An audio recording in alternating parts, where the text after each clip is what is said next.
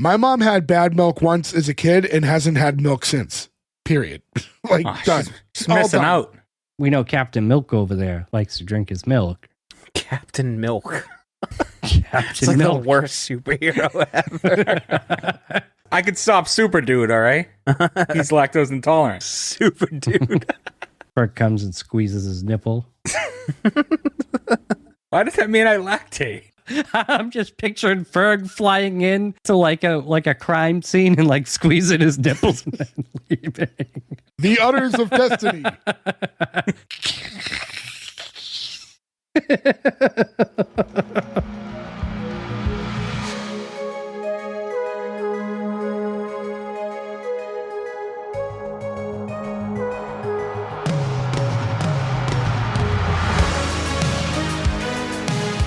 Welcome back, everyone, to S1E1, a show where each week we pick a different sitcom, watch just the first televised episode, and forgetting anything we might know about the future run of that show, rate it and decide if it's a show we want to greenlight or cancel. This week we're going to be talking about Punky Brewster. Punky Brewster went 88 episodes over 4 seasons on NBC. They were talking about episode 1, which was called Punky Finds a Home, Part 1, originally airing September 16th, 1984. So to get things started, I'm Jay Gags. With me as always, the boys, most of the boys, Nick, Gordo, and Ferg. No Joe this week. What's going on, guys? Punky. So, real quick before we even get going, I just wanted to apologize on Joe's behalf. Joe can't be here this week. He's been training for weeks now. He's trying to get the Guinness Book of World Records record for holding the most quarters in his mouth at a single time. Unfortunately, in his preparation to do that, he chipped one of his teeth and had to go to the dentist. So he's recuperating from that. So, Joe, we hope you feel better soon. It's a gross record. I hope he do you clean the cord? You have to clean the quarters. You'd right? have to ask him if he cleans them. I mean, I would hope so, or do something to them, but Choke on them. Remember the episode of Happy Days when Potsy's cousin set the world record because he balanced them hair? And I do remember that. Yeah. so I got like really good at that after what? Not like I'm pretty him, good at it but too, actually. It's like way simpler than you'd think. Your arm basically guides them to your hand. Yeah. But I still feel cool doing it. I think getting world records these days have gotten a lot easier because people just find things that are super obscure and niche that they just set a record that no one thought of yet. And then someone could beat it, but you at least have that plaque and you could say, hey, we did it. Oh, let's be the guys that like wait for someone to do easy ones, then beat them. Or you just think of something that hasn't been done yet and then you just submit for that. Oh, I want to steal somebody else's hard work. Well, if you steal someone's hard work, it's hard work. Do you think they have the longest fart? I'm sure they do. I'm glad you waited 1 minute for your first unnecessary fart joke of the episode. Thank you. Going to really coincide with the Punky Brewster audience. But yeah, in any event, Punky Brewster, this was my pick. I picked it only because I remember growing up watching it and I liked it as a kid. And I was just kind of like looking for a show that kind of made sense with some of the other shows we were picking, just kind of find something from a different era than what we had done the last few. So what would Punky Brewster? You know what's crazy? This felt so low budget that I feel like I could have made this show. They did not. I don't know if it was like just the quality or the time or a mixture of both, but yeah, this one, it just felt like cheap. Yeah. Well, there's not a lot to it. It's minimal sets, minimal cast. I mean, not different than I Love Lucy, which we just did last week, but it definitely comes off different because this is 84, not in the 50s. Yeah. But yeah, I mean, and it's one of those things too where usually sometimes you go, oh, it's a pilot. They're just trying to like gauge things. But this is part 1 of a 3-part like start to the series. It's a 3-parter? Yeah. That's dumb. Really? That's really dumb. It's not necessarily dumb. I mean, like all the episodes are still somewhat self-contained, but That makes me wonder if, I mean, well, obviously it was, but was this the pilot? Like, how do you have a to be continued? Yeah, because it's the origin story about how she ended up there. Yeah, I It guess had they to be do the get it pilot. all in, right? I think it just kind of goes into that, like, you know, we've brought it up before, just the episodes are supposed to be self-containing, and it's taking them more than one episode to settle into how Punky ends up with Henry. What do you mean that they're all self-contained? All sitcoms have like 2-parters and stuff. That means it's the overall thing that it's mainly self-contained. That's why I mean a lot of times they do these like part 2s to certain episodes. And Gordo, in relation to what you just asked, we've talked about this on the show, but it is one of the like one of the times we were explaining how you don't know what a sitcom is, ironically. But yeah, the idea of most sitcoms, a self-contained episode is you could turn on the TV, just watch that episode. You didn't need to see the episode before to understand what's going on. Yeah, there's no like overarching story that you're missing. Like each episode is its own story. Where like those daily soaps, like you kind of have to be up to date with what's going on to follow the story. These you can, as long as you know the characters, it's just kind of a basic setup and premise, and you can kind of get away from it. As far as what we've done that comes to mind, like Ted Lasso, not self-contained. Like that's very much a story that you need to follow. Makes it a comedy, not a... The Office is pretty self-contained, most of these episodes, yeah. I mean, all sitcoms have things that like they will probably reference throughout the series. Yeah, there are storylines that carry through, but every episode should be able to pretty much be a standalone that you could just kind of freely watch. So like us. Yes, we are not a sitcom, though. True. But a couple quick numbers I want to go over. IMDb had this in at a 6.5. Rotten Tomatoes didn't have an overall, so I just looked at season 1, and season 1 had a 50% from critics, 80% from the audience. I have some numbers too. Just going back to what Gordo. The Guinness record is 2 minutes and 42 seconds for the longest fart. Bernard Clemens from the UK in 1977. Now you have a goal, Gordo. Get working. Well, I can't. I mean... Real quick, Nick, do you have any more facts about 1951? You know what? I never do homework for this show, and now I'm never gonna again because the one time I did, I got shit for it. So fuck you guys. I would have said this year, but I don't know what year this came out. This is 1984. 84, yeah.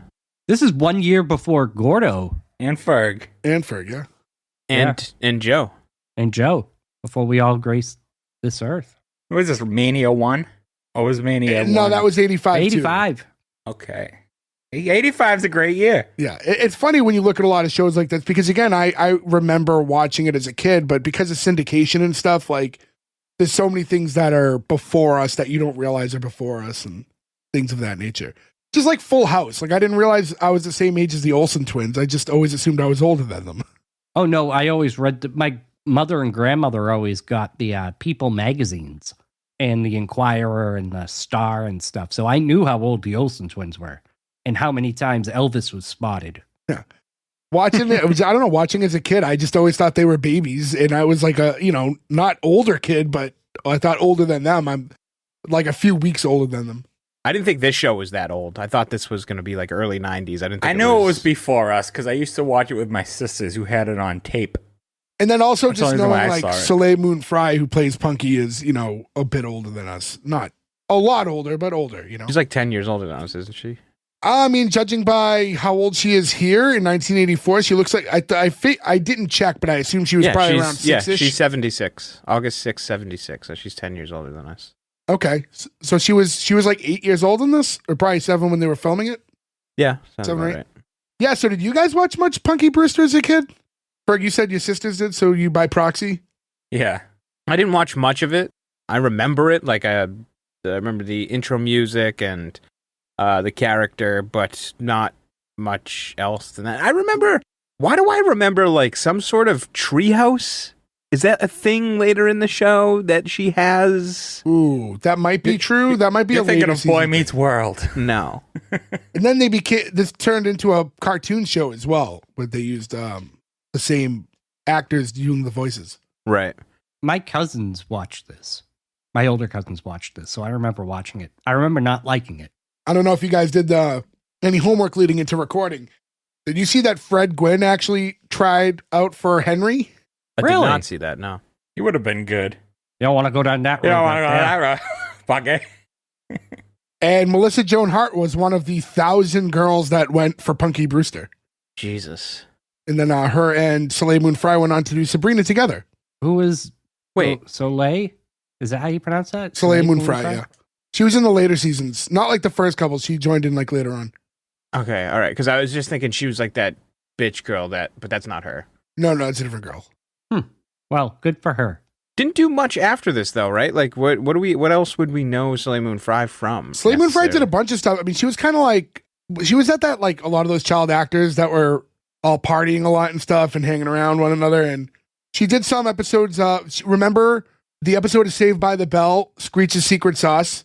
She's like the girl that's trying to like extort Screech for all the money when he's like making it, selling the sauce and stuff. She has 61 credits. So I don't know if I would have guessed more or less than that. She's done a lot of single episodes or like 1 or 2 episodes on things, but nothing really notable. I had a monster crush on her growing up. Oh, I didn't. Did you see her when she got a little older? I saw her when she got older, and no. Are you making that up that you saw her when she got older? Yes. Yes, I no. I actually, before we started recording, I looked at pictures of her because Jay was like, "Oh my god, oh yeah, the Punky Brewster." I did nothing like that today, by the You way. did. You said, "Oh, the smoke show, Punky Brewster." That's also not true. Punky Brewster. That's what he was calling her because he kept saying that dump truck. But as Jay says, It's very sexist of you, Jay. I apologize for being so crude. I did, and I don't see it. Sorry, Jay. Don't be. That's fine. In any event, we might as well get right into the episode itself. Starts with we get a nice classic intro and theme song. Way too long. It's like almost a 2-minute intro. Well, here's what I was wondering about this. Yes, it's all the episodes, if that's what you were wondering. You because watched all the episodes in preparation for this? It started playing the second one, so Okay. I mean, 2 for 2. It's got to be all of them. So I was curious. So in the intro, what you're seeing is you're kind of seeing these clips of Punky and Henry, but you see Punky helping a woman with her groceries for like a tip. And you see Henry walking out of his photography studio. And just the kind of like two ships passing the night, right? They're both living separate lives, but in the same area. That's what you're seeing in this intro. And there's the one random shot of him just stepping over a homeless guy sitting there. Just sitting at the corner of his building. Yeah. And but yeah, the way that it like that whole intro works out is it seamlessly goes into the start of the show. So I didn't know if it got changed after episode 1. So that's interesting. I thought the whole dog thing was weird because she climbs up the thing and then you see her pulling the leash. So I thought she was pulling the hanging dog up, but he's in a bag. I thought she was going to be pulling it up by its neck. I was like, what the fuck? No way, by the way, that she is strong enough to do that. Or that dog would be that compliant. Yeah. Well, dogs seem pretty chill. Oh, they must have drugged the shit out of that poor dog. That dog, Brandon in the episode, the dog's name is Brandon, named after the programming chief of NBC at the time, Brandon Tartikoff. But the dog's actual name was Sandy. Sandy. I don't know if we've ever talked about this, but I love when animals have just like regular human people names. Like when you have a dog, it's like, oh, this is Steven. Like, that's like my favorite shit in the world. Oh, like Martha? Yeah, she would apply. That's a normal. Not really. I don't know. Yes, it fit into what Nick was saying, but you can see he's not impressed. Yeah, I mean, I don't know many people named Martha. That aren't 90. Ferg, you like a classic theme song. Did this theme song do it for I you? love this theme song. Oh, nostalgia. It tells a story. I feel like if you're reading the lyrics and stuff like that, so it's about like, being lonely and things like that, and how this girl will cheer you up and Yeah, ignore her completely depressing life and Oh my God, Jesus Christ! They really hammered it in. I wanted to note a couple things too. When she was helping the girl with her groceries, did you catch some of the prices in the background? Avocados, No. 8 for $1.80. That's insane. If I could go back in time, I would just buy avocados. I think because they're what, like you buy one avocado for that now? No, one No. avocado's more than that. One avocado's like $2. No. Bit cheaper than that. I love that Gordo, the person who's correct none of the time, is the first person to correct you all the time. Look it up. Look Looking it up. at You look it up. Avocados are always like 2 for $1. Gordo, do you remember the job I used to do before the job I have now? Yes, but Jay Gordo was a chef, so he bought all the Jay, avocados. Your job before this was Shaw's, and they were $1 at Shaw's. Right now on sale?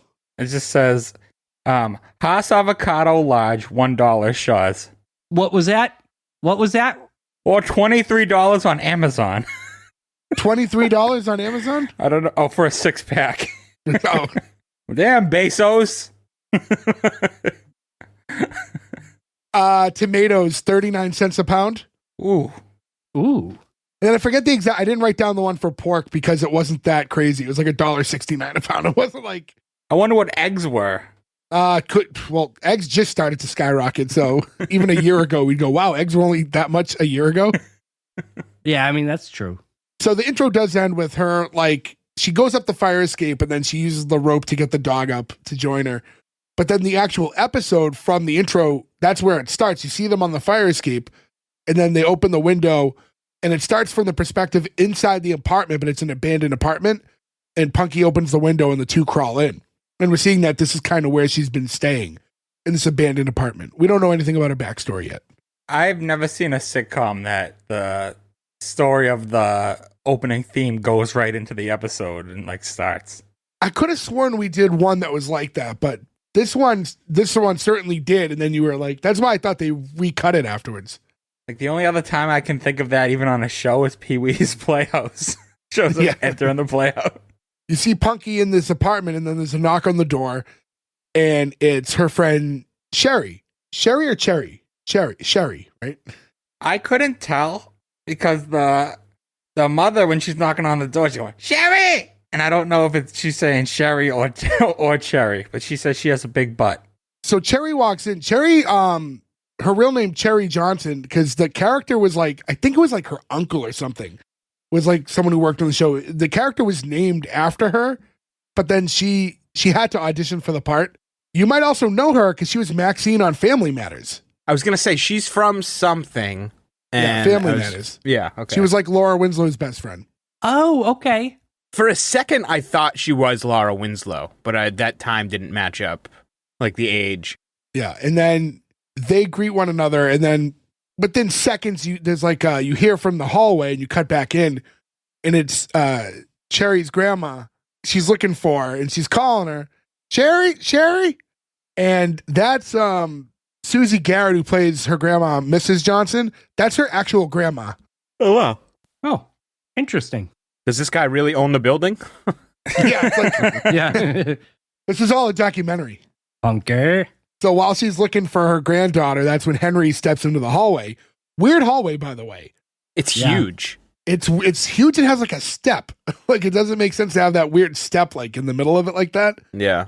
And then Henry walks in. He's telling her to stop yelling, and that's when we kind of find out that Henry's the manager of the building because she's complaining about how the washing machine's broken. Yeah, he's a jack of all trades. I would have thought that would be his only job, but he's also a photographer. So the photography thing isn't paying the bills. So Apparently. Well, Agnes is coming. later on, Mrs. Johnson's telling him how she thinks she hears noise from that apartment. And he's like, oh, it's vacant. There's no way anyone's in there. She's like, well, you don't know that. Someone could have broke in. And she's going over all these things that could be like an escaped convict, a sex maniac, just waiting for a voluptuous woman. And he goes, you're safe. He gets some good zingers off on her. Yeah, he's got a real like dry delivery at all times, but it works because that joke almost doesn't work if you're trying to be funny. It has to that's meant for a dry. He's got a very Patrick Stewart-like voice. He kind of looks like Leslie Nielsen a little bit. I could see that, yeah. He's got a little bit of that. Same era. Yeah. We get back to the kids inside, and Cherry's telling Punky how, she's her idol because she has her own apartment and she gets to stay up as late as she wants. And she's like the youngest grown up that she knows. And that's when Punky's like, well, thanks, but you have something I don't. And what's that? A family. Wow. They really don't ease it in there. They just fucking jam it right in your face. It's like the saddest thing ever since Blossom. Like, yeah, right? We're cutting back and forth a little bit, but the way it ends is eventually when Mrs. Johnson and Henry are both going back into their respective apartments, Cherry's waiting for the coast to be clear so she can sneak back out because she doesn't want to be seen in the abandoned apartment. When she thinks the coast is clear and opens the door, Henry's still in his doorway and catches her running up the stairs. So that's what makes him think to check and see if something's in that apartment. So we cut inside, and now you see Punky just by herself or with her dog. And she's just dancing around to she's a maniac on the floor. And she's dancing around to that. And Henry walks in. And you get the uh-oh. So then Henry walks in, he's like, who the hell are you? He doesn't say hell. And And she goes, I'm Who Punky the Brewster. fuck are Who are you?" you? Yeah. What the fuck are you doing in here? Punky. Punky introduces herself, and then he says that he's the manager of the building. Henry Waremont, right? Warnemont. Henry Warnemont. She goes, nice to meet you, Hank. And he goes, I'm not a Hank, I'm Henry. Right off the bat, I don't like the older than she should be. Like that's I feel like a thorn in the side for all of us at some point or another. I don't know if maybe this one gets a pass, or maybe, but because she kind of has like she's had a more adult life experience than most kids, so like maybe I think that comes into play a little bit. And then it's weird because, yeah, I have like my frame of references. So we said 7, 8 years old here. And like I have a 7-year-old niece who, who'll be 8 who later would this never year. speak like that. No, she wouldn't. But they're also like more grown than you realize too. And then you add that type of life experience and being kind of forced to grow up and find her way. Like, it will, I don't know, I'm sure it will age you a little bit. Are they going for like a Little Orphan Annie type thing with this show? I imagine, yeah. There's probably a little bit of that. I mean, you have the older man and stuff that. Does anybody remember if her mother ever actually shows up? I don't remember. Okay. While they're talking back and forth, she also warns them to watch out because, her dog is an attack dog. And you just see him like chilling on the couch, like, it's a very chill really golden retriever. He goes, give me a break. That dog couldn't chew soup. I don't know why I thought that was so funny. He's asking her if she ran away from home. And she doesn't she's like, you can't make me say anything. Like, basically, I'm not going to answer your questions. And then asks her if she's hungry, offers, to make her dinner. He's going back to his apartment to make dinner. I thought that was kind of strange. There was no Grinch moment to make his heart grow 3 sizes. And Not also even be that. It was just just the rough idea, I know that we're going to get these two together, but just from the exterior, he met this girl 8 seconds ago, doesn't know if she ran away from home, what's going on, and is just like, want to have dinner with me? Like, it just seemed like a little odd. I think he just kind of put 2 and 2 together. Like, this girl is is basically homeless, squatting in an empty apartment. Like, something's up. And instead of grilling her right there, he's going to take the slow approach to it. I thought after that, she doesn't agree right away. And you get this weird swipey montage. It just kept being fade swipe effects. And it was just him going from that apartment to his apartment and her following behind, without him knowing right away. And they just kept doing swipe cuts. And I'm like, why are they doing this? You know why it was confusing too? Is because you don't know his apartment yet.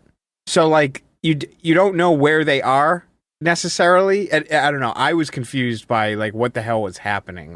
It reminded me of the 2K games when the wrestlers get too far apart and the screen splits and you keep moving. And, you just keep seeing the same things. Yeah, I don't know why. I think they were, whoever was directing the episode overthought it a little bit and was trying to do some cool new swipe effects that they got on the toaster. So I think Joe would be upset if we didn't mention George Gaynes. He's also best known from his role in Police Academy as Eric Lashard. I would say he's best known from Punky Brewster. No, he's best known from Police Academy with the Goot. The Goot. Mahoney! I liked when she finally gets into the kitchen. First off, that kitchen door is really strange. I've seen those in other things. It's so for anyone who hasn't watched the episode, the door's basically cut in half, along the middle. It's a barn door. Yeah, so you can open just the top half or the bottom half independently from one another, but I never saw the need to have that.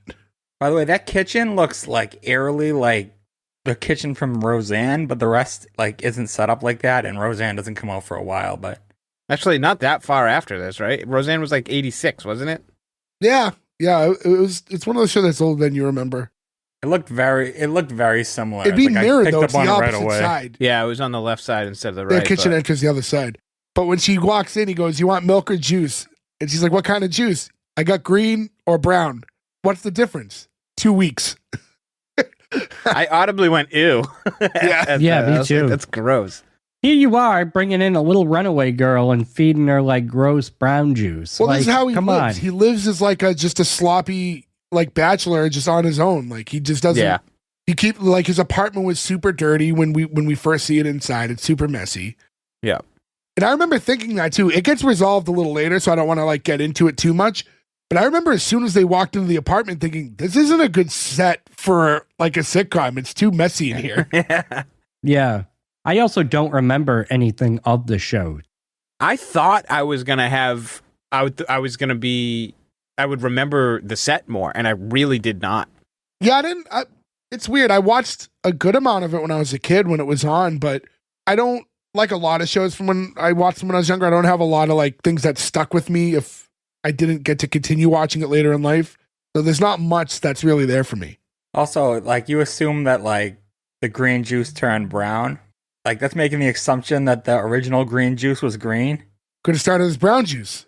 Like, what if the green juice was originally, like, apple juice? You're right. That could be phase 2. Also, what if the milk is old? That's Way also true. worse. Milk you'll catch right away, though. His posh chunks. Ugh. I mean, Gross. I literally, not to get on a tangent, I had bad milk once, and now forever, every milk smells bad to me. My mom, I feel like we must have talked about this a long time ago because I feel like this has come up.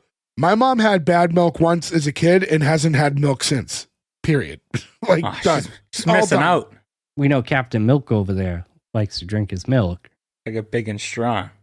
Captain Milk. It's Captain like Milk. the worst superhero ever. Hey, I could stop Super Dude, all right? He's lactose intolerant. Super dude. Bert comes and squeezes his nipple. Why does that mean I lactate? Could also say that Ferg squeezes his nipple and then comes. Oh, God. That's great for the Punky Brewster audience, guys. I'm just picturing Ferg flying in to like a crime scene and like squeezing his nipples, gumming his pants, and then leaving. The udders of destiny. Ah.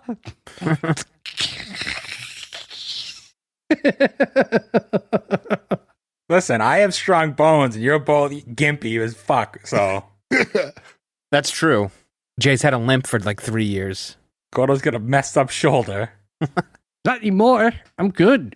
I just was on vacation with Ferg a few days ago and I wasn't limping at all. My back, that was starting to hurt. Yeah, my back hurts too, but that's just That's just age. getting old. But in any event, so as Henry's about to prepare this dinner, which we find out is just a couple frozen dinners, Punky heads out back in the living room. And she's just kind of like looking around and scoping out the place. And she's looking at all these pictures that are on the wall. When Henry follows out to like, meet her in that room, she's asking about them. And he's like, well, this is my job. I'm a photographer.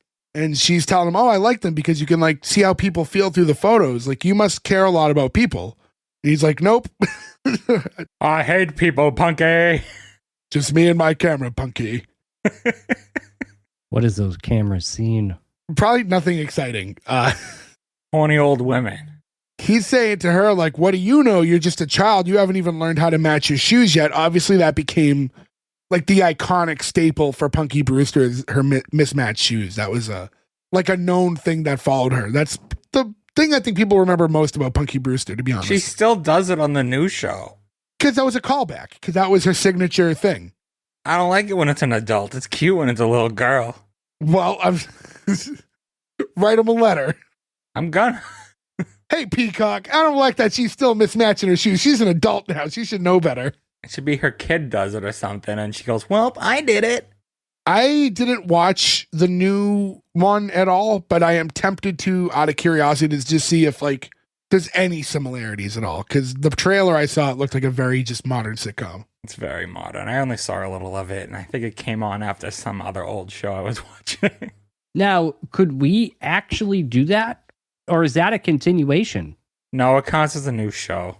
It's a new show. It's weird because it's like kind of like Frasier, right? Like, is this new Frasier is considered a season 1 show, right? Yeah, I go with the season 1, episode 1, and that has that, so should count. Maybe we could do the new Punky Brewster. Pick it. Pick it. We'll do it. This is when Henry asks again, like, hey, where's your family? And she tells him, well, my father walked out on us. And then when he asks about the mother, she says, I don't know. And then a couple weeks ago, they got in the car and her mom said they were going on a trip. So they drove over to Chicago where they are now. This is where the show's set.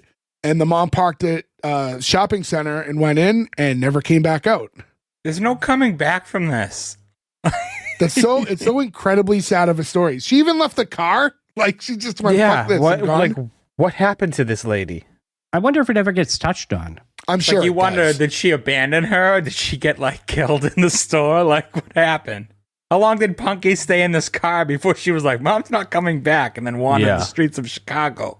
And this, to kind of go back to what Nick was saying earlier, I liked the next thing she says is like, maybe my mom just forgot about me. People forget things. And then she's like, well, one day she's going to come back and we're going to live happily ever after in a big mansion with bunk beds. And I thought that this was good because it was the reminder that even though she seems like this, like very adult for a child, that at the end of the day, she's a child. So she has these like dreams of just her mom coming back and them having bunk beds and stuff like that. So I actually thought that little line right there was really good for that moment to kind of put it in perspective. Like, oh yeah, this is like a 8-year-old girl. It was not good for Gordo's heart, though. No. It was sad. It's a sad story. Like the idea of anyone having their parents running out on them is like obviously terrible. Imagine if she was like, Mom went to sleep and never woke up. Yeah, like how could we make this work? How could we make this darker? Like, I remember when we were like, we watched Boy Meets World religiously, and I always thought it was sad that Sean's mother ran out on them. Like that was like something that really stuck with me. Was like the fact and then they killed his dad.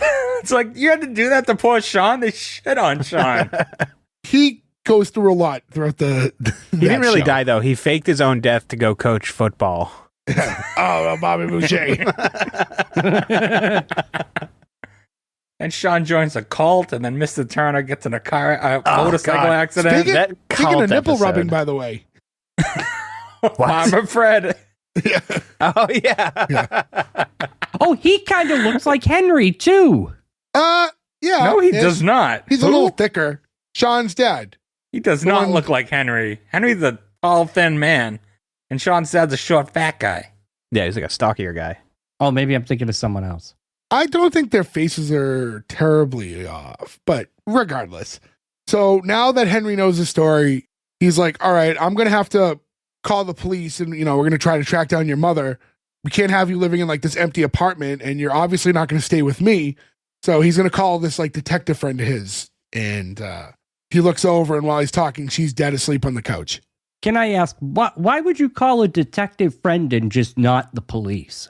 Well, he started by saying he was going to call the police, and then one of his friends is a detective, so maybe he just thinks the detective, in theory, would do a better job tracking down the missing mother. I'm sorry, this show's got a terrible message. Don't fucking trust strangers. She just goes to this old guy's house. What if he was a pedophile?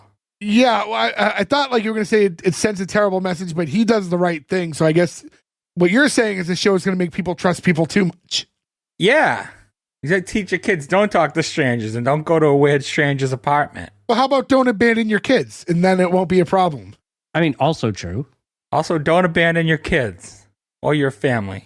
The next scene, we see Henry at work at his photo studio and he's taking photos of this incredibly horny old woman. Joe Sutton special. Yeah.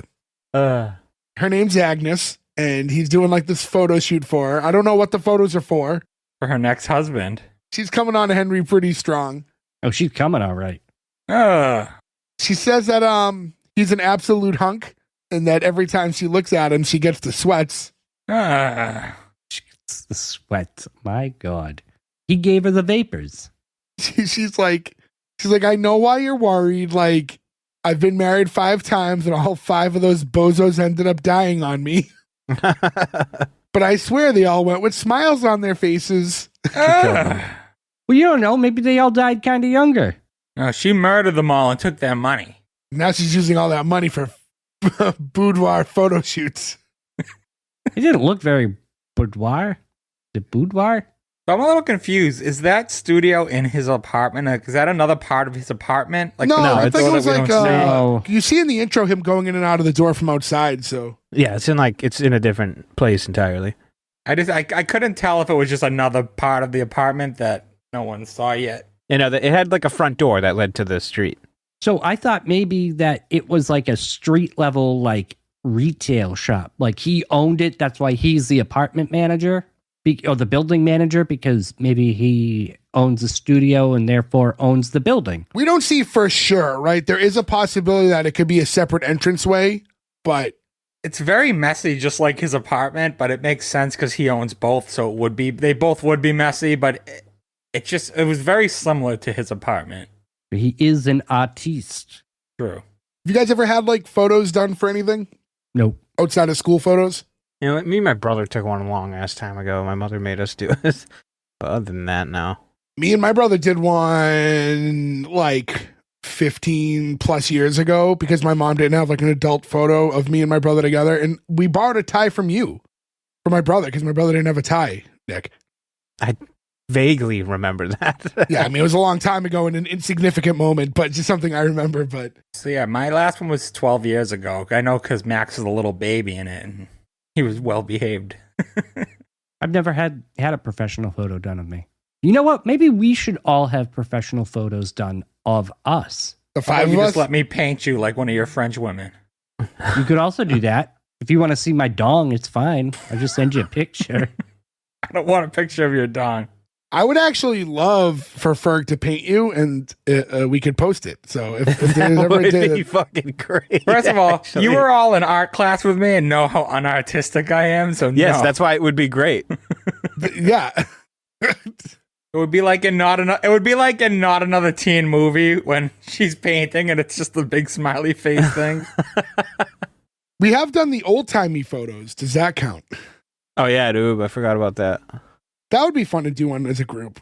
Again, we'd have to get the group together. I can't stress enough. We just celebrated a couple weeks ago our 3-year anniversary episode, and we have not all been in the same room since before we started this podcast. That is true, actually. Not all of us. We should. We should all just go and kidnap old Quartermouth and just take him. Just take them hostage. Yes. We're getting professional photos done. Get in the car. Who are you people? We're all in suits. Can we do that? Can we all run tuxes and kidnap Joe? Can we all jump in like a van and pull him in like in old school? So anyways, he's with Agnes and he's telling her like, oh, your photos will be ready by Thursday. She's still hitting on him. When he says that the photos will be ready on Thursday, she's like, well, when are you going to be ready? He's like, I'm sorry, you're just too much woman for me. She kind of, I don't want to say storms off, but she's not happy with his rejection. Well, she had the vapors. The what? The vapors. What's Meat that? sweats. The sweats, oh, it's like the Southern Belle. Oh, sir, you gave me the vapors. Oh, I didn't know that one. I don't know what accent that was, but that definitely wasn't a Southern accent. Southern accent. Yes, it was. Can you give us more of your Southern debutante accent? Why, of course, Mr. Jason. That's Forrest Gump you're doing. No, it's not. That's a Southern Belle. All right. As a Southern Belle, can you say, Jenny, I'm going to go for a run? Oh, Jenny, I'm going to go for a run. He purposely didn't say He changed Jenny. it. Yeah, he changed it. He knows it's the same voice. That is my Southern voice. It's a Southern voice. Oh, Jenny, I'm going to go for a run. Oh, you know who you kind of sound like? What's his face? The little guy, he just died like a year ago. Leslie something. He was on a bunch of sitcoms. Leslie Jordan? Leslie Jordan. Okay. You don't know who that is? Maybe if I saw him. You're asking the wrong person. He actually did a sitcom with Vicki Lawrence of Mama's Family fame. But you sound a lot like him. I'll send you a video at some point. But you sound much like him. That's my Southern debutante accent. Where's your Bobcat Goldthwait, sir? I don't have one. And my throat's scratchy again, so I can hardly do my own voice right now. Thanks to whatever's going on in the air right now. Telephone rings, and it's Henry's detective friend. And apparently he's pulled up no information. He tells him you couldn't even find a moose in a phone booth. Sorry, I was trying to show Gordo with Sorry, moves in a phone book is way funny. He's also telling him, try using your computer search system. And all I can think of is like, my point of reference for that is, remember like searching up books at the library when we were kids, like with primitive Yeah. computer search systems? Like, I feel like it's that. You know what's funny too is those computers had internet access. Those little like green terminal like Yeah. computers, you can get online with them with the right commands. Huh. Interesting. So this detective's just on his computer typing in Punky's mom. Search.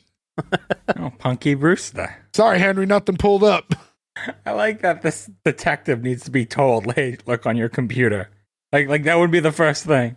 Like, sorry, I couldn't find anything. Did you try your computer? Oh, good call. Yeah, not everybody had a computer on their desk in '84. Yes, but detectives did, and he was telling him how to do his job. He's looking through files. Punky's mom, Punky's mom, Punky's mom. An old filing cabinet. Because Punky's not even her real first name. It's like, I think it's, what was it? Penelope. Is it Penelope? Yeah. Penelope. And then I don't know if you saw that. I mentioned Brandon Tartikoff before. Like, this was named after a girl that he had a crush on as a kid. It's write what you know, I guess, because that's what apparently all this show is. That girl's name was Peyton Brewster, but her nickname was Punky. And then before the series aired, like NBC tracked her down and like got permission to use the name and like gave her like some royalties for it. And she actually has a cameo in one of the episodes where she plays a teacher. So you actually see the real Punky Brewster and Punky Brewster together in a scene at one point. Can you imagine if that's the twist? They never found the mom because they keep searching Punky Brewster. Yeah, and they it's never like, realized my her name wasn't name's Punky. Penelope. It's like, what? So now Henry's sitting alone in the studio and the door opens and it's Mrs. Johnson. And he's like, oh, what do you want? She's like, oh, I brought 2 bona fide customers, girls. And then Cherry and Punky walk in and they're both in like costumes. How do you describe them? It's basically what little kids dress as when they want to look like older women. Yeah, they look like old flappers. Yeah, with like boas and stuff like that. The heels that don't fit. I was expecting one of them to come in with a radio or something because this weird music is playing, but it was just apparently in the background of Earth. That's photo shoot music. So when we get our photo shoot, we're going to have like cool music playing in the background. We're going to be playing Right Said Fred. In me, right? That is not That's not Right Said Fred. That is DOA. That's Dead or Alive. Right Said Fred is the I'm too sexy for my shirt. So sexy for my shirt. So sexy it hurts. Henry's not impressed when these girls. I thought it was adorable when the girls walk in dressed up to do the photo shoot, and he's like, "I don't have time for this. I'm running a Basically, business." just like, oh, what the fuck? Well, he's an elderly photographer. I bet that happens like 10 times a week. People coming in with their kids dressed up. He's just desensitized to cuteness. And he's saying that he doesn't have time for it, and Mrs. Johnson's like, "Hey, I'd hate to tell you the news, Henry, but ain't nobody in here but us." It's true. Yeah, she does bring up a good point. Miss Johnson can pay the bill. This is the time when, you had to develop these photos. He's not just plugging an SD card into his computer and, adjusting. He has to go and do all the work after It he is takes the more photos, work too. at that time. That's true. He's got to go in the dark room. More pressure for photographers back then to actually get it right because they couldn't just touch everything up in post. Punky does offer to pay. She has a quarter and a Mr. T whistle. Would have taken the Mr. T whistle. I pity the fool. He didn't take the Mr. T whistle, but he did take the quarter. And I was actually wondering, because the way that, like I said, how the intro flowed into the episode, I think that's the quarter that the woman gave her for helping her with her groceries. I thought she was given $1. No, it didn't look like $1 was exchanged. I thought it was like a folded bill, but I could be wrong. See, the correct thing to do would be he takes the whistle, and then later when he inevitably scares her off and makes her run away, you know it's coming, even without seeing it, he picks up the whistle and gets sad. Like, "Ba-na-na." And then he goes, "Punky, I'm coming." We don't need more sad. We had it all. And then he blows into it and it just says, I pity the fool.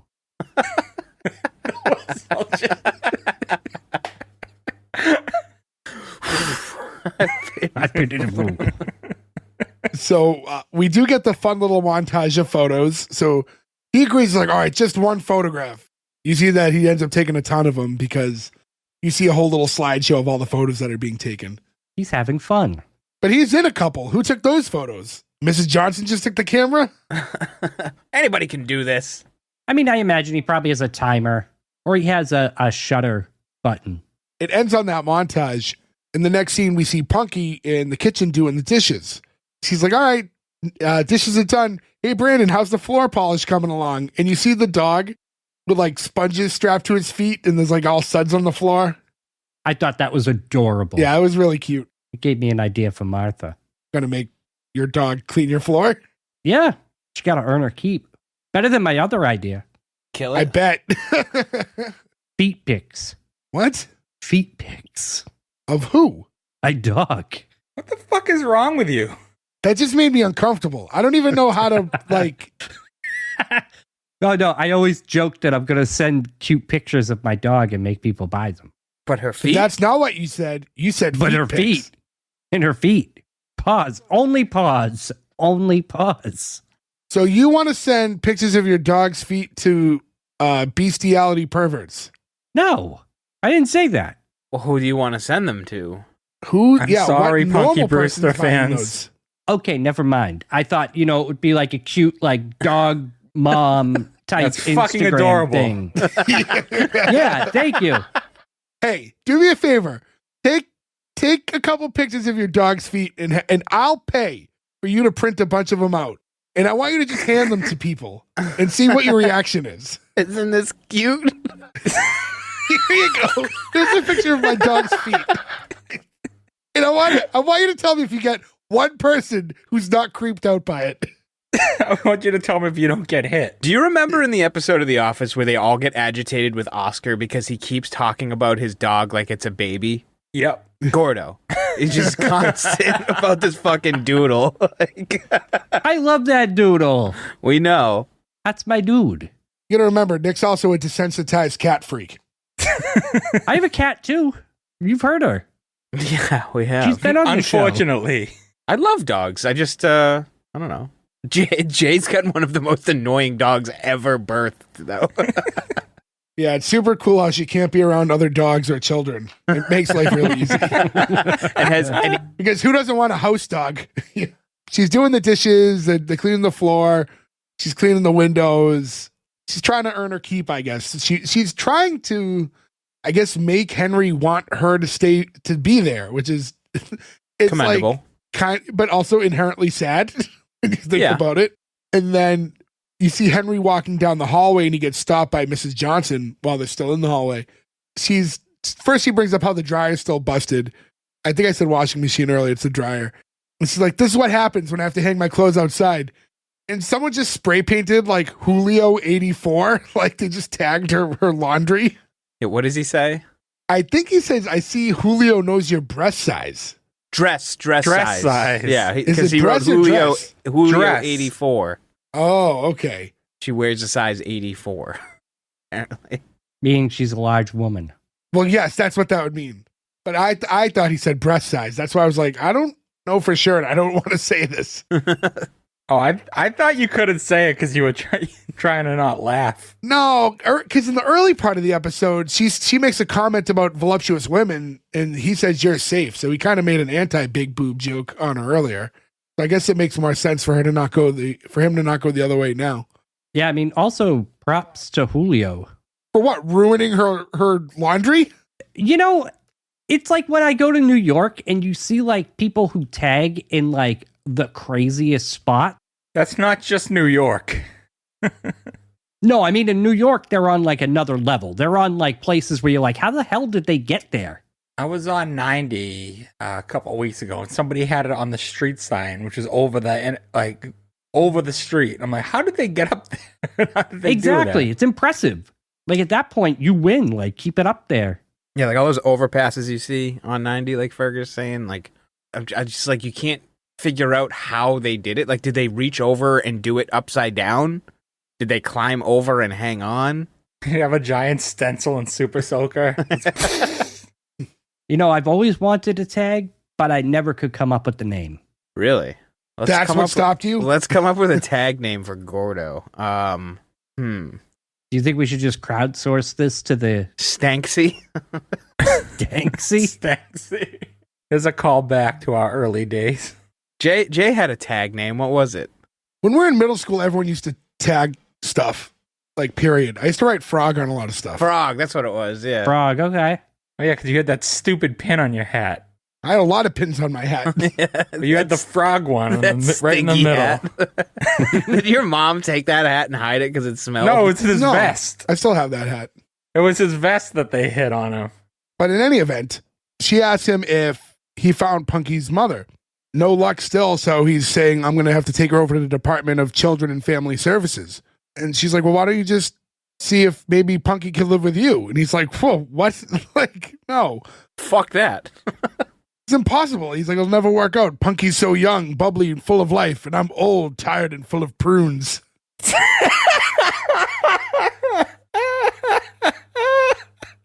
That man is dropping some serious frogs. I feel like this has also come up in the past. I've never had a prune, but by all accounts, I should like them. My wife loves them. I like dried fruit, and prunes are just dried plums. And I Yes. like plums. So Yeah, but what if it's like how like a cucumber becomes a pickle and it completely It's not changes dry taste? though. That's pickled. but with dried fruit, typically. But my thing is like, I think it's because we grew up being told that prunes are for old people. Yeah, but they're in that gross brown water and they smell. No, you're Not- not thinking. What? You're thinking of prune juice, maybe? They're Yeah, not prunes so- are in that. No. Yeah. No, that's just juice. of Even prune. prune juice is just essentially plum juice. If they just called it plum juice, you wouldn't be grossed out by it. I still would be grossed out. I don't like plums. How do you not like plums? I don't like plums or peaches. Oh my good lord. What about nectarines? I'm not a big peach guy. I like nectarines and I love plums. all fruits. Nectarine, those aren't oranges? Are nectarines oranges? No, No, oranges they're are oranges. nectarines.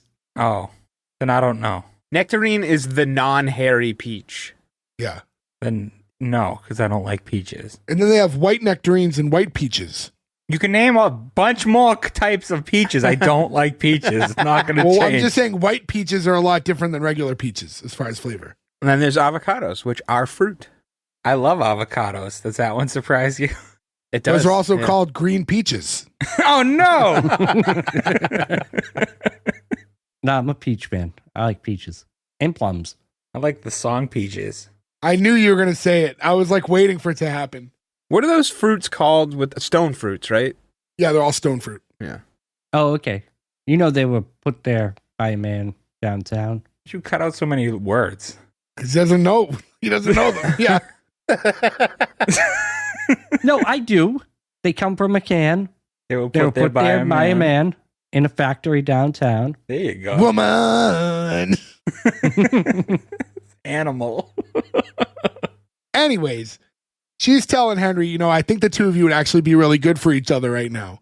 And we cut back inside and you see like Punky dusting and once again singing Maniac. I don't know if that was a hot song at the time, but for the second time she's singing that one. Or they just didn't want to pay to license two different songs. That's probably the more likely one. Henry walks in and she's like excited because she's been cleaning the house all day and he's pissed. He's like, what in the world possessed you to clean up my apartment? It's so neat and orderly and organized. So this was very forced. I feel like he should have been touched that she cleaned it, but then got upset about the picture we see later, and that's what makes him snap. Because she's like, there was a half-eaten pizza under the couch. And this would be justified. She cleaned his pipes out, so he picked up his pipe and like turned it, and it was like full of like water. So he was upset that his pipe was cleaned out. Yeah, a pipe does take a long time to get seasoned, so that would probably really suck. And then there's the jump the shark moment when he opens the closet. It's like, how did she do that? Yeah, that's very sitcom-y though. You saw that coming from a mile away. Yeah. I do love that for some reason. There's snowshoes in there, but like the very old fashioned ones that look like tennis rackets. It's like, why does he have those? He was a more adventurous man in his past life. Well, it's Chicago too. So Do they all wear those in Chicago? Did I They miss might. something? the old people, maybe. He also gets another call from Agnes at the time, who's trying to get him to go breakdancing. That was definitely the hot No, thing at the Agnes, I time. don't want to go break this.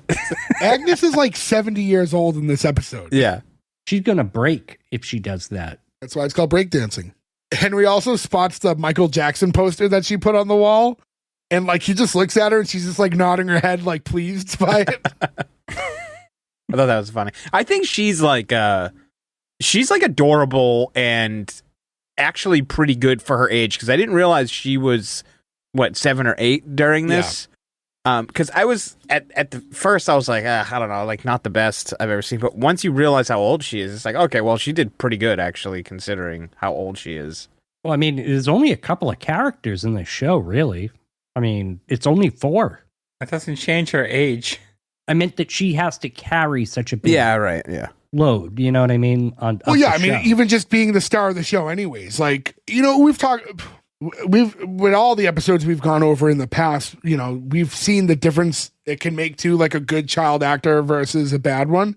Like we'd always praise like Jodie Sweetin because she was so young in the pilot episode of Full House, and she was like 4 or something like that. It was like really good. And then you see some kids that are just awful, and like you could tell, like, too late, we've hired them. The kid in the George Lopez's son, he was pretty bad. An original DJ on Roseanne. Oh yeah, he just did that. I forgot about that. Yeah, it's weird. I mean, because just knowing kids that age, to be able to see any child actor have that kind of skill set and be able to do something like this, you go, wow, that's that requires a lot more focus and maturity than a kid that age should have. Yeah. I wonder if it's a lot more like stop and goes. Like, stop, here's your line, you're gonna say this, say it, stop, go to the next part, other than just letting it play out. But you'll get like a little mini monologue at times, and we've even get it out of her in this episode. Yeah. And, there's times we go like, wow. Again, being close to the situation, having my niece be around the same age like that she is in this episode, I'm like, I could never see her doing something like that. Right, print out the Punky Brewster script for her And have her read it. Punker. The other thing that bothers him is there's this picture, and we find out that it's a picture of his wife, Claudia, that he had like just hiding in the back of the closet. And she's like, oh, like, I just found this picture. Like, it's a great picture. And he's like, no one looks at this picture. And we find out that his wife had died a year after they were married. Punky goes, oh, she's beautiful. You must miss her a lot. My mom used to say, it's good to be reminded of the people you love, which I thought was interesting insight from someone who abandoned her daughter in a parking lot. I mean, true. Yeah, for her sake, she better have been killed. Right?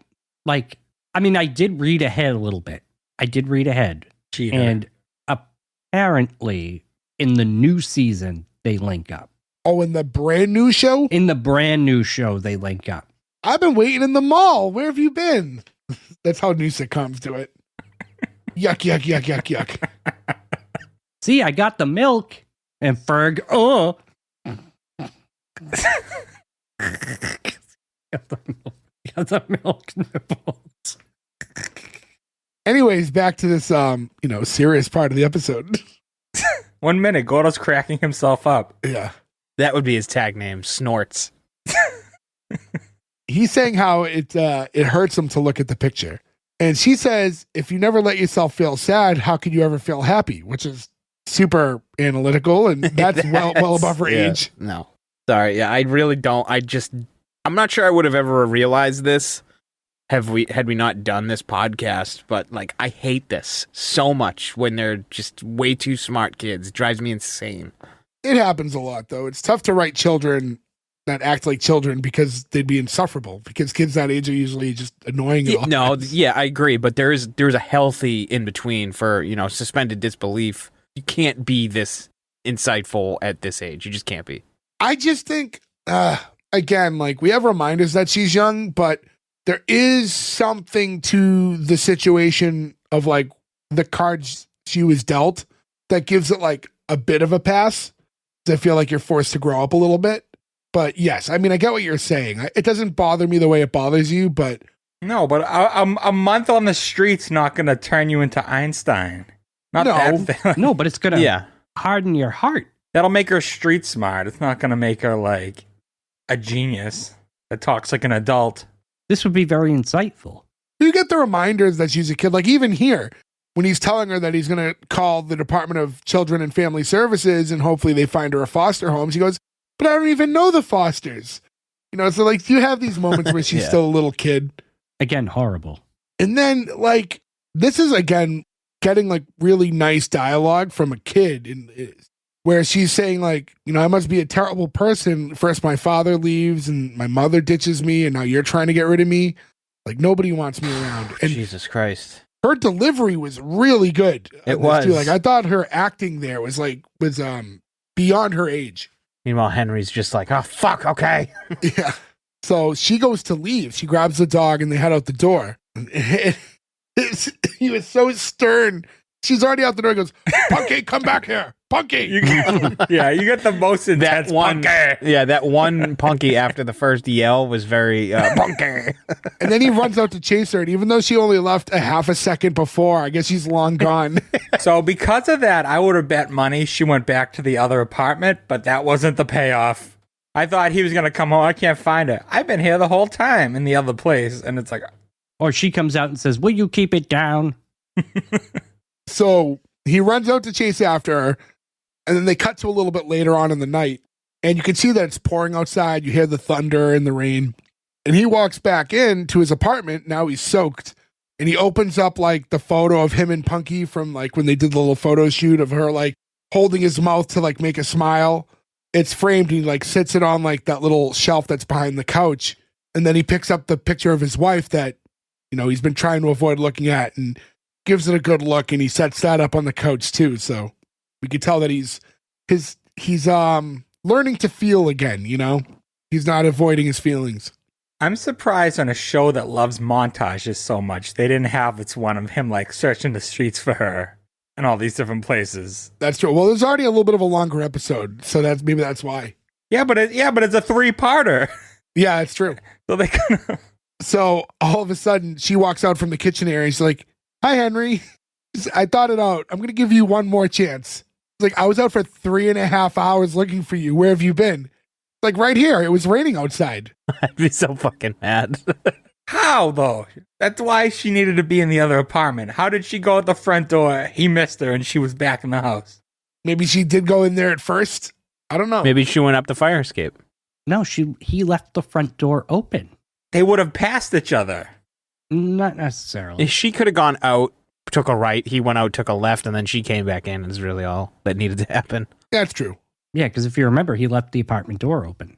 That's not what I'm saying. I'm not saying how did she get in. I'm saying how did they not see each other? Yeah, no, I mean, I get that. So he tells her, you know, tomorrow when we go to the Department of, you know, Children and, you know, Family Services, I'm going to try to arrange it so until they find your mother, I'll watch you. So now he's kind of moved the goalpost a little bit. So now it's I'll watch you until we find her, instead of we're just going to put you in foster care. And he tucks her into bed, which is just the couch, because I don't know. If he has a spare room, it's not set up for a child yet. Doesn't look like he does. He's going to have to for the long term of the show. Otherwise, he has to move. Right, she can sleep on the couch.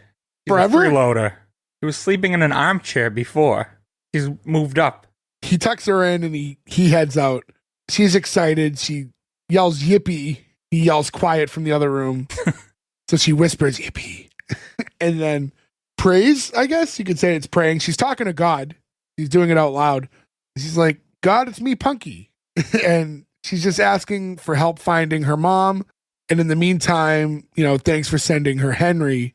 And, you know, when they go to the Department for Children, can you give me a sign that everything's going to be okay? And then like a big thunder hits. She's like, is that a yes or a no? And then music, back to the theme music. That's the conclusion of the episode. It was a cute little button. Sure. I thought it tells a complete story. As far as episode 1 goes, even though it's part 1 of 3, I think we have the origin, how they met, and at least, you know, how we're going to get to the next step in that he's now willing to watch over her. Yeah. Right. Yeah, it's a bridge. Like, what's to be continued? Like, is it them going down there? No, you can't have this little girl. We don't know anything about you. I think that's kind of what it was. Yeah. It does have to go through the courts, whatever. So I think it's like a 3-parter with some of that stuff. And I didn't watch left it on. I left it on. It went into the intro and started the next episode, and then I shut it off because I didn't want to get confused with being a 2-parter. 3-parter. I didn't even know that at the time. I just knew it was a 2-parter. Yeah. Yeah, well, I mean, that's your natural thought is like they're going to go to the Department of Families. They're going to go, you can't keep Punky. You know, there'll be some sort of resistance, and then they'll have to fight for it, and she'll get to stay. I mean, let's face it. She got abandoned by 2 parents. I don't think she should go to this old guy, because then he's going to die, and then she's going to be traumatized. It's another person abandoning her. Well, he's not like... He's elderly. He's old, but he's not... He's got a widow of 5 hitting on him. Well, I'll have you know, he didn't die until 2016 in real life. In real life. You don't know about him in the show. That's a solid, 30 years. How old after was he this when show he came died? out. He was 99. Wow, Jesus Christ. Depending on the Suck it, date. He was Ferg. born in 1917, but Yeah. I feel like he lived that long out of spite. what do you mean? He knew I was going to say that. He only held on a few more years. He could have did the reboot. What year did he die? 2016. I think that show came yeah, out. he could have. I mean, he was born in 1917. That's crazy. Yeah, I mean, that was the conclusion of episode 1, or part 1 of episode 1. As far as like Punky Brewster goes, what's funny too, like different but same. Actually really different. But do you remember Pippi Longstockings? I feel like I always kind of thought of them as like two of the same. Yeah, it was a movie though. I feel like I only know the name. The movie and a TV show. And a book too. Started as a book. Yes, I remember. She had red hair and it was long. Yes. With little And she had pony. pigtails. And her stockings were long. Thank you. Punky Brewster, I think it's one of those shows that it didn't last. It was like only like 4 seasons, but it has this like cultural significance. It's kind of forever remembered. It has to be. It can't go too long because when she gets older, it's got to stop being cute. You got this cute little girl and this grumpy old guy. It's not as cute when it's like If she's like 7, 8 14-year-old, here, after 4 seasons, she's already like preteen. Yeah. By the time you're like 13, 14, the shtick's kind of over. You can only go so Exactly. far with it. That's the tough thing about any show starring a kid like that. Like there's always that like ticking time bomb behind you. Like if that show kept going on, all of a sudden he'd adopt another kid, and that would be like the Michelle. Like, But I wonder what it is about a show like this where that character is so remembered, but there's not a lot of syndication for it. Like now it's available because of streamers. Yeah, but that's like a really good point. Like everybody knows who Punky Brewster is, but could anybody really tell you like it things wasn't that happened on it the show? wasn't aired a lot when we were growing up. After Yeah. like when we were really young. it's just stuck with people because she has a weird name. There wasn't that much shows on back then for kids, and that's something kids from But that look at generation how many watch. shows we've covered that are like forgotten in time. That you Yeah. know, Do they have a fun name like Punky Brewster? I don't think so. yeah, we did Dunky Frooster. No one remembers that one. That was horrible. Got him. Congrats. Do you guys know why this show got canceled? Actually, No. like IRL? We know he didn't die, so that's not why. No, because 60 Minutes debuted on CBS and took down Punky Brewster and the other show that they were paired with on NBC, and they could not fight against it. So just a time slot. This show actually never Somebody had look great that up ratings. because I don't trust Gordo facts. So I was just on the trivia for the IMDb, and then where is it? The program producing unit of NBC produced the first 2 seasons. After its cancellation, the show sold to Columbia Pictures for $60 million. However, Columbia made the latter 2 seasons for syndication. Yeah. So there is a 1-year interval between them, but without NBC's involvement. So, wait, so there's 4 seasons? Season 3 aired on NBC, but wasn't owned by them. Season 4 was a full-on like first-run syndication by then. Okay, all right. So yeah, but it doesn't mention why it got canceled.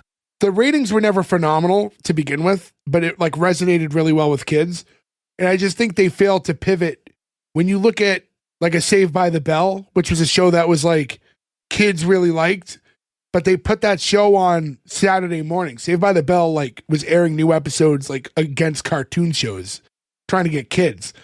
Punky Brewster, if all these episodes are like airing on like once kids are resonating with it, and you're airing it at night on primetime, like your audience isn't going to be there for it. Gordo, you were super wrong.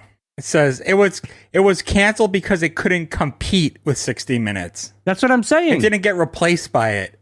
No, in fairness, Gordo mentioned it was on a different network. I said Okay. CBS and NBC could not compete with 60 Minutes.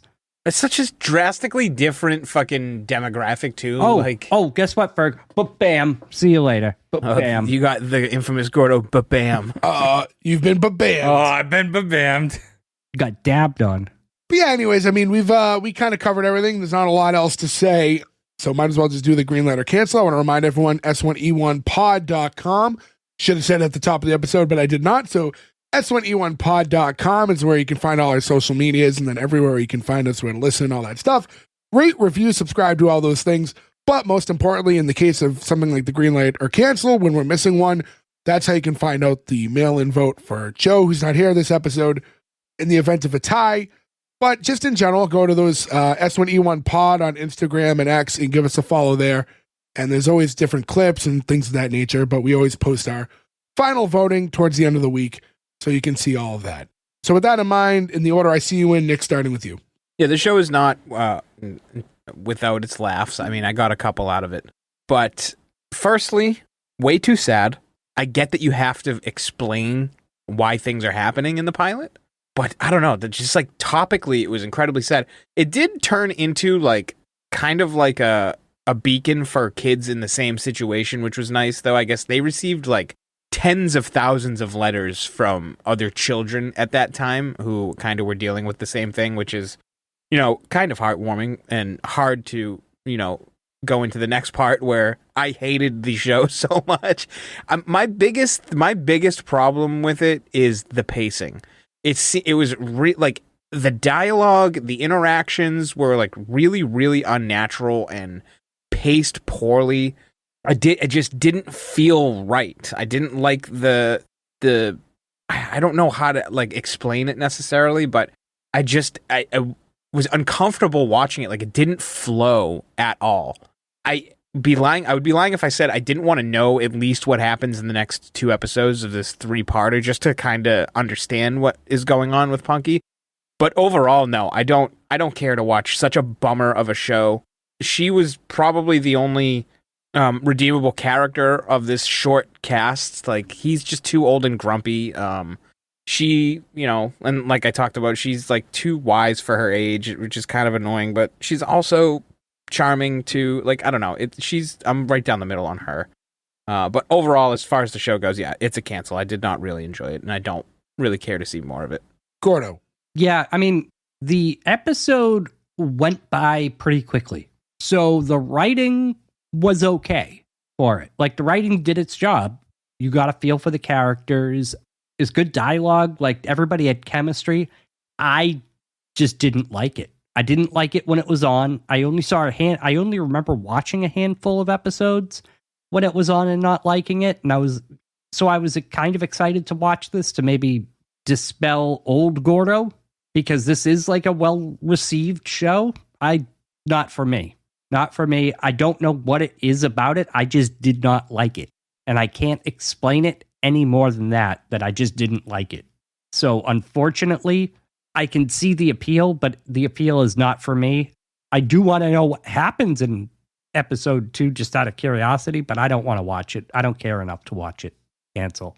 Ferg. Yeah, all the jokes in the world aren't going to make up for how depressing this poor little girl's life is. And that's not really a sitcom thing. So much like Blossom with the darker stuff, I don't think that belonged in the first episode. I enjoy saying Punky, and that's about it. But my main problem with the show is, I said at the beginning, I feel like I could have made this show. It was so poor looking, like, and just the effects and stuff, and that wouldn't bother me with a better story. But everything added together, it's just a cancel for me.